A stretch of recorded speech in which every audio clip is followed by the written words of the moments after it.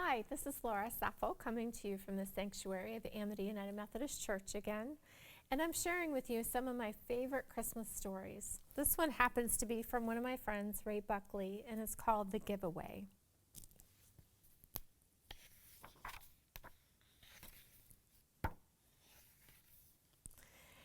There was a grove of trees where the forest had grown thick. The trees had stood there for as long as anyone could remember. Their roots intertwined so that nothing could affect one without affecting them all. They were known to the inhabitants of the forest, the four-leggeds, and those who fly, as the Old Ones. In the middle of the Old Ones stood the oldest of them all, taller and broader than the others. If one stood beneath it, one could not see where its crown touched Father Sky, and smaller trees grew around its roots in the safety of its vastness. It was called the Ancient One, for it had known the Creator longest of all.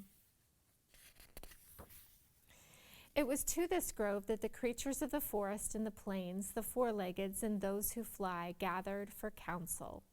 Each had sent one speaker, the oldest and the wisest of its kind. Snow fell thick on familiar paths, and each one arrived in silence, waiting with the patience of those who have seen much. When the circle was complete, they stood listening to their hearts. They have lost their way, Whooping Crane said. There is a pattern to their journey. Snow Goose nodded in agreement. They have lost their purpose, Deer Mouse said softly. They do not gather seeds. They do not know who they are. Tatanka, the bull buffalo, dropped his head low. They take more than they need and give nothing back. They do not give away. They do not see long distance, Eagle began. They keep more than they can eat, while some are hungry. They no longer know that they are connected.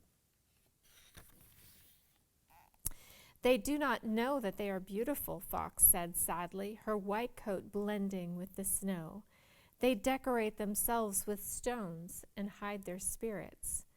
They think that power is what they can hold on to, Old Beaver pondered. They say this is mine and build lodges too large so that they themselves will appear big.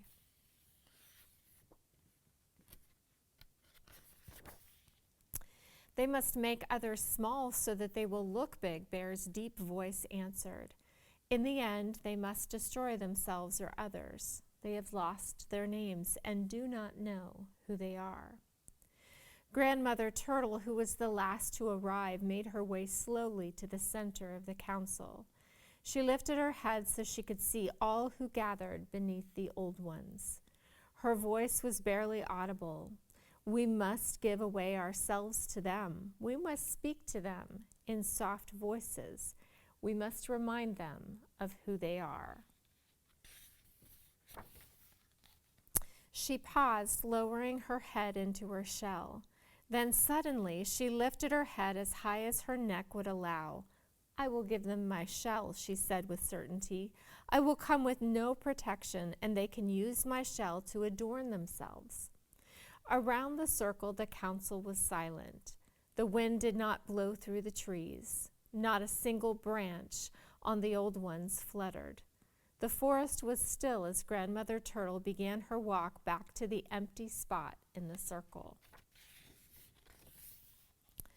I will teach them the patterns of life, Whooping Crane said slowly. Snow Goose and I will remind them of the seasons. I will teach them to gather seeds so that no one need be hungry, Deer Mouse began. I will give them what I have stored.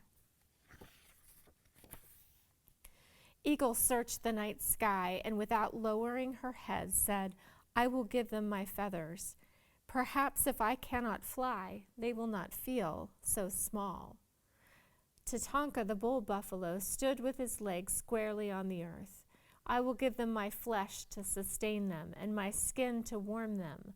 I will give myself away. Each council member in turn rose to speak of the gift, that most costly portion of themselves, that each would give away. When the circle was complete, a new voice was heard. In the shadow of the Ancient One stood the Creator. "Ho, children," the Creator began softly. "You will give yourselves away, but they will not know that. They will say, 'See what I have taken,' and think that they have made themselves larger." For a moment, the Creator paused. "It is I who must give myself away. I must give away my protection and come vulnerable to their lodges. I must choose to become small so that they can choose to know me large. I must give away my name so that they can know their names."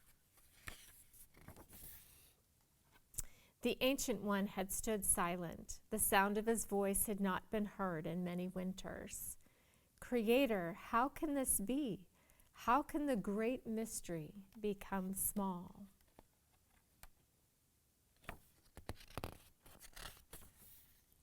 The Creator stood beneath the Ancient One. The shadow of the great tree became light, and the grove of the old ones became full of the presence of the Creator. A baby will be born. He will be the son of the great mystery. He will be born not where the two-leggeds are gathered, but among the four-leggeds and those who fly. He will bring light into confusion. He will bring hope into despair. He will bring love, and his name will be great. The Ancient One began to tremble, and those who fly left its old branches. The grove of the old ones moved in its quake. "Creator, what can I, whose name speaks only of my age, give away to the great mystery, become baby? What can I do from my grove in the forest?" The Creator turned toward the Ancient One. The voice of the Creator was low. "You will be his support. You will be his place of rest. You will hold his body. You will hold him up in the beginning and the end."